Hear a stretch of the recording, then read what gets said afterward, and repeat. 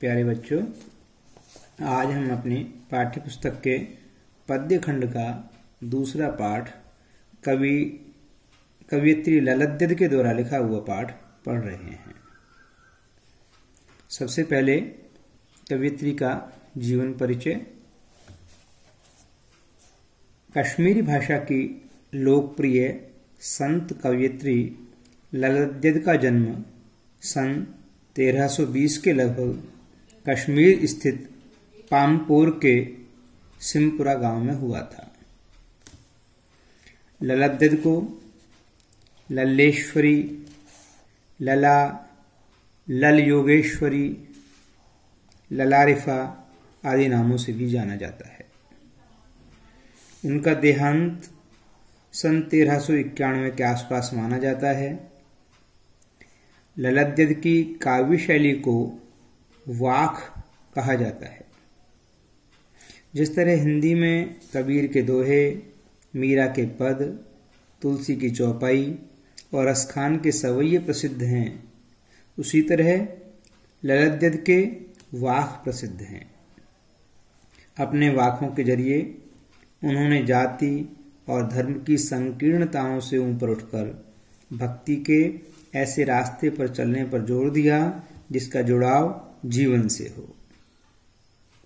उन्होंने धार्मिक आडंबरों का विरोध किया और प्रेम को सबसे बड़ा मूल्य बताया।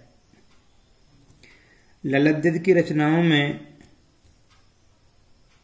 जनता की सीधी सरल भाषा का प्रयोग किया गया है। यही कारण है कि ललद्यद की रचनाएं सैकड़ों सालों से कश्मीरी जनता की स्मृति और वाणी में आज भी जीवित हैं। वे आधुनिक कश्मीरी भाषा का प्रमुख स्तंभ मानी जाती हैं।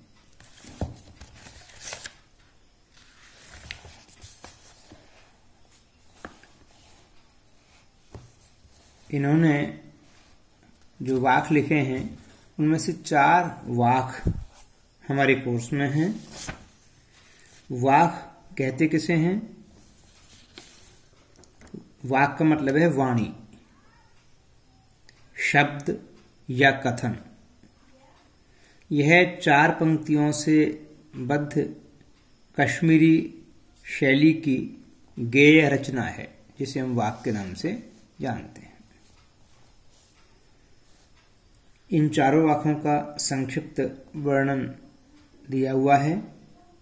पहले वाक में ललद्यद ने ईश्वर प्राप्ति के लिए किए जाने वाले अपने प्रयासों की व्यर्थता की चर्चा की है। दूसरे में बाह्य आडंबरों का विरोध करते हुए कहा गया है कि अंतःकरण से समभावी होने पर ही मनुष्य की चेतना व्यापक हो सकती है।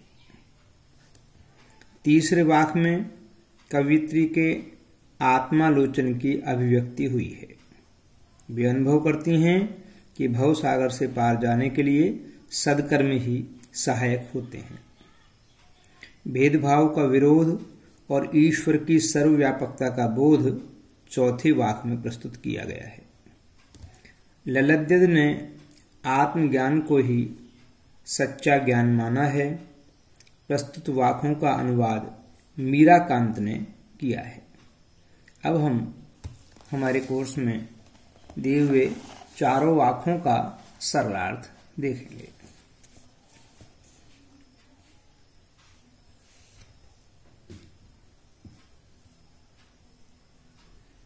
पहला वाक है, रस्सी कच्चे धागे की खींच रही है नाव, जाने कब सुन मेरी पुकार, करें देव भवसागर पार।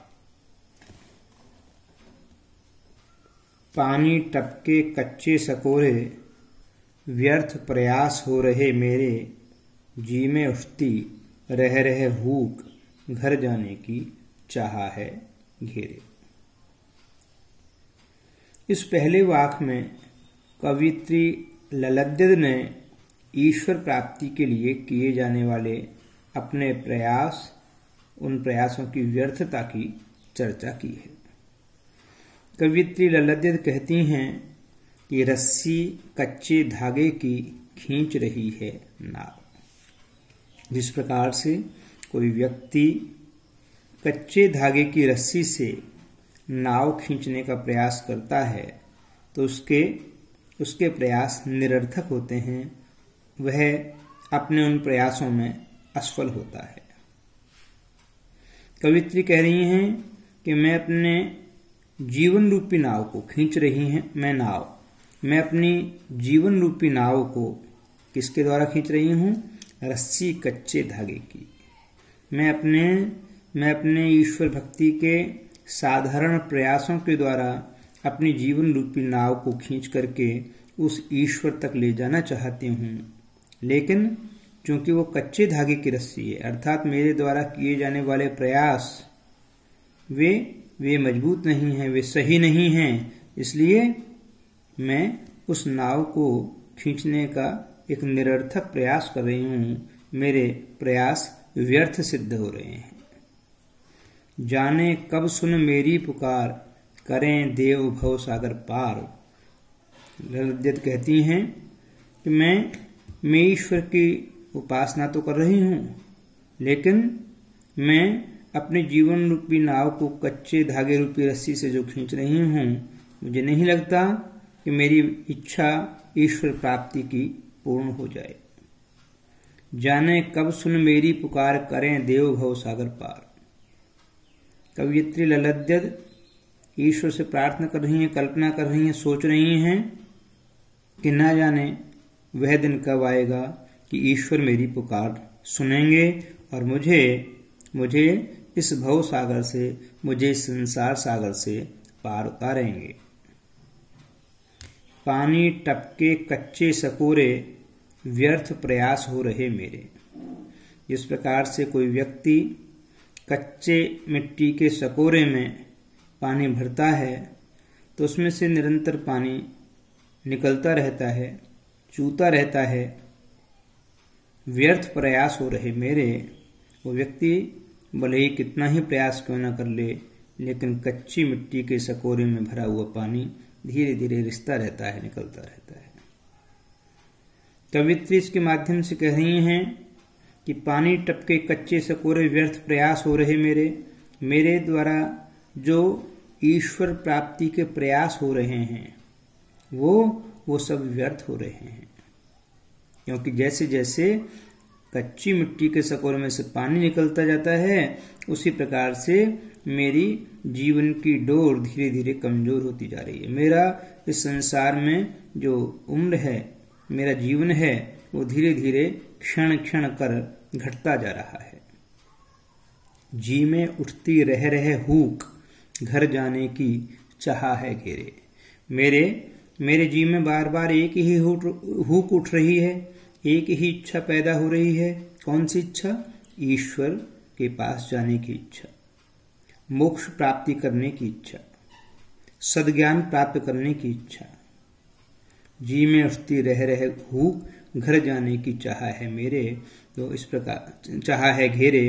तो इस प्रकार से कवित्री ललित कह रही हैं कि घर जाने की चाह, कौन सा घर? ईश्वर का घर।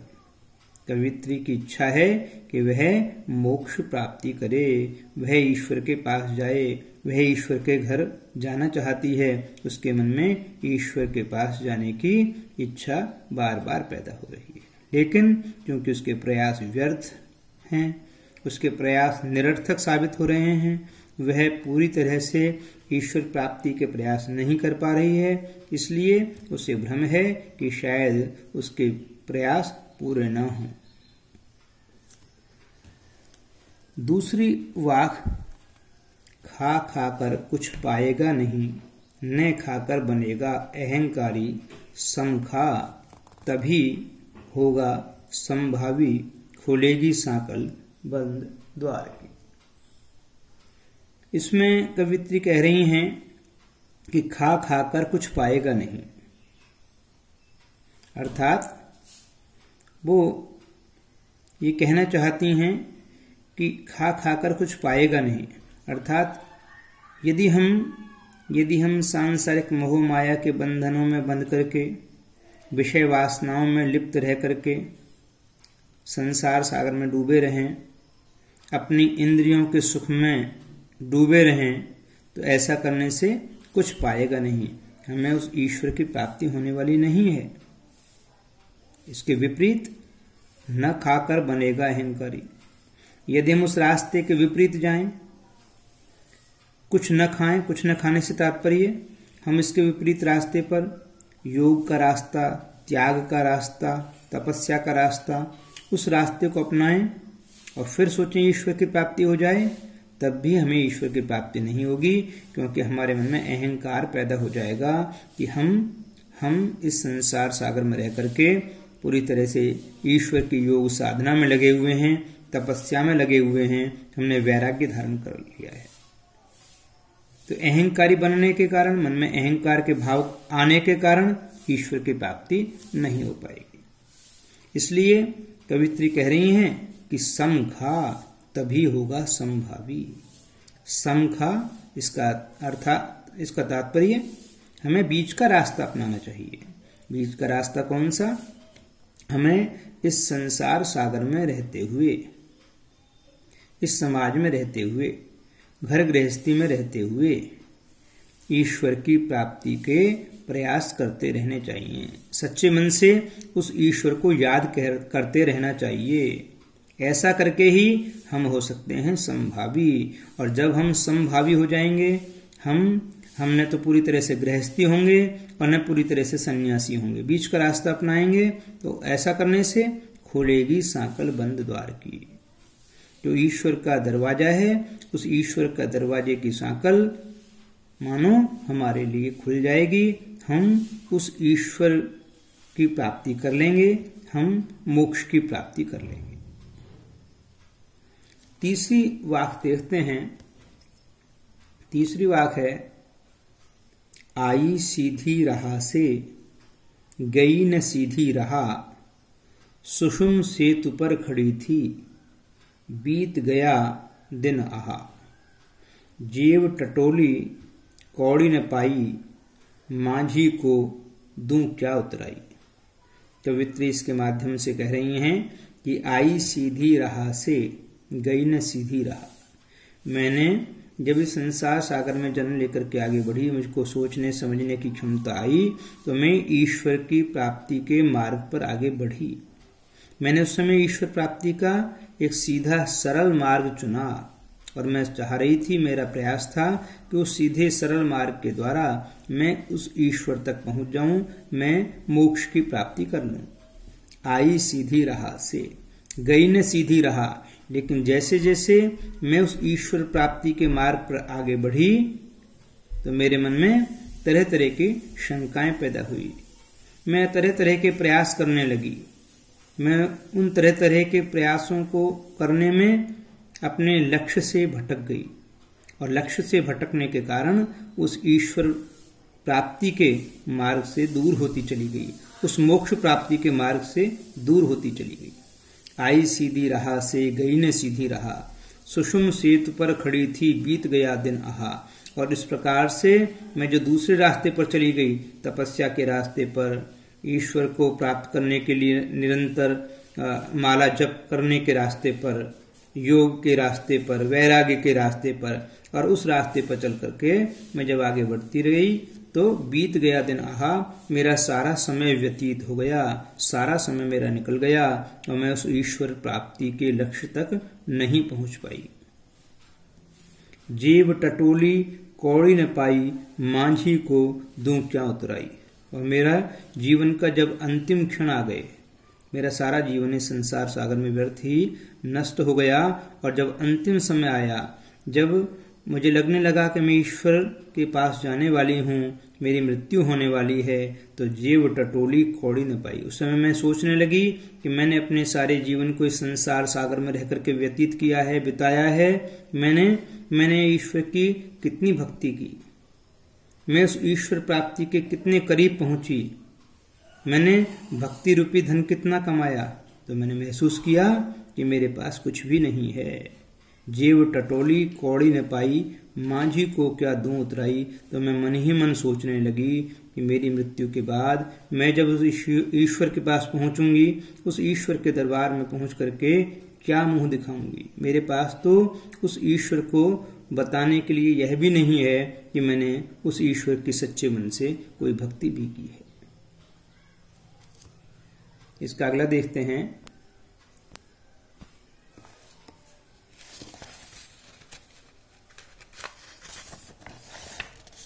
थल थल में बसता है शिव ही,